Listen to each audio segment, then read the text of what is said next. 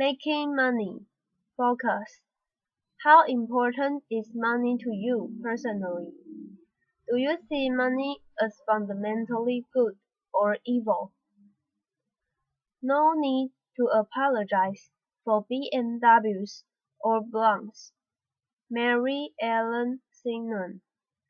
Making money solves most problems, and in Ireland today, plenty of men are making plenty of money.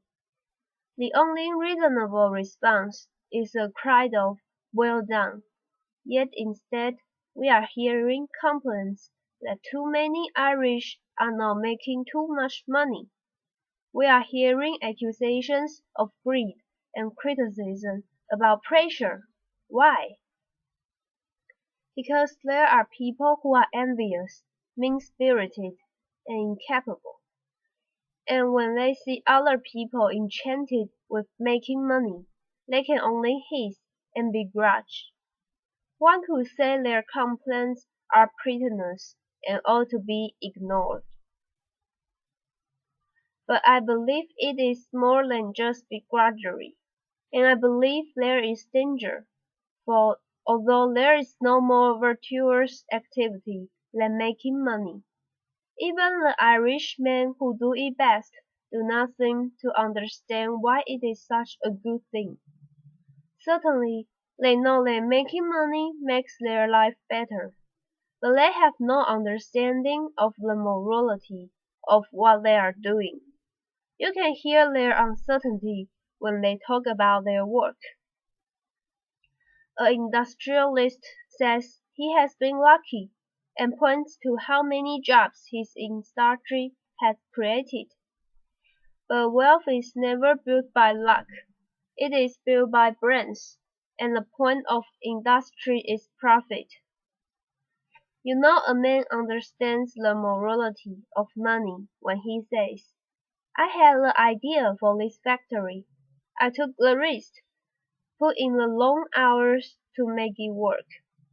And every year I intend to get more productivity out of every worker, and deliver more profit to myself, and I love it." Yes, of course, such a man will create employment, will have a healthy effect on local life. But none of this is the point. He is making money through trade. That is virtuous. Trade is the means by which man gets what he wants, freely and without coercion. It is the free exercise of an individual's judgment in pursuit of whatever he values. What the begrudger says is, "He has plenty, never earns plenty," as though the wealth just existed by chance, so we must redistribute it. That is greed, and the danger of the capitalists' ignorance of their virtue lies just there. They do not understand that to capitulate to redistribution is wrong. A man's money is a man's liberty. When the state controls a man's money, it controls the man. That is why the liberty of citizens rests in many people having lots of money.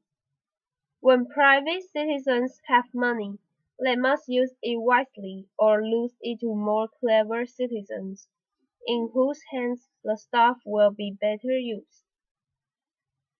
When the state has money, it is used for political purposes. Money in their hands produces nothing.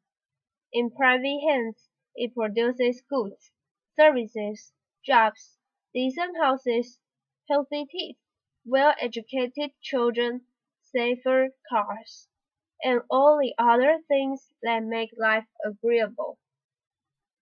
It also produces, around the fringes, blondes, Armani suits, and Rolex watches. And while those may be irritating, they are never compulsory. The meat and potatoes are work, productivity, creativity, investment, and profit. Irishmen shaping their lives through their own work, with their own money. Why begrudge them a blunt and a horn's time? Comprehension. Are people who make money praised for it? What is the ultimate aim for business? Explain in your own words how the writer sees trade. Why is money better in private hands? Why should we not begrudge the rich their little luxuries? Out here a guy could be lulled into thinking that there is more to life than just life, power, or money. Discussion 1. How important is money in your society? What else does your society value? 2. Do you agree with the way the writer sees trade? What kinds of coercion might there be in reality? 3. Can you think of any activity more virtuous than making money? If so, what is it, and what is it more virtuous? 4. Is money ever better used in public hands rather than private hands? 5. Does having money improve life for individuals? 6. Does having money generally have a positive or negative effect on people's character? Justify your answer. Activities. Imagine you have been given 100,000 to spend in 1 week. Working in groups. Decide how you are going to use it. What are you going to buy? Are you going to make any investments? Will you give any to friends, family, charity? Come to a group decision. Then compare your ideas with those of the other groups in the class. Did you find your plans were very similar or quite different? What do you think your plans say about your character? B. Write a letter to the newspaper that printed the article, giving your own personal views. Or write an essay, How a Million Changed My Life. Ammunition box. Keywords. Investment. The money put into an account or company in order to make a profit. Capital. Money or property. Account. Where money is held at a bank. Funds. Money available. Money market. Banks and other institutions that buy, lend, or borrow money for profit. Financial. To do with money. Affluence. Wealth. Prosperous. Successful. Handy hints. Ancient coins were probably first invented in China and appeared again in what is now modern-day Turkey in century 7 BC. Paper money was also invented in China, while banks and credit existed in ancient Babylon, now part of Iraq, Greece, and Rome, all well over 2,000 years ago. The birth of modern capitalism is often ascribed to the book Wealth of Nations by Adam Smith, 1776. He preached that economic freedom, with as little government control as possible, was the best way for countries to enrich themselves.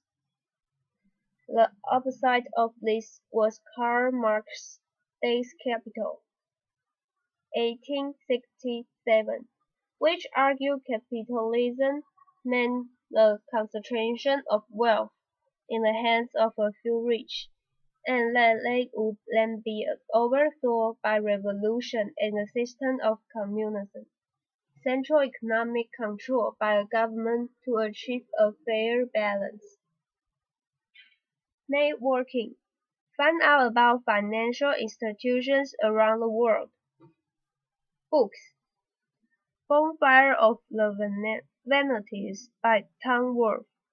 A Christmas Carol by Charles Dickens.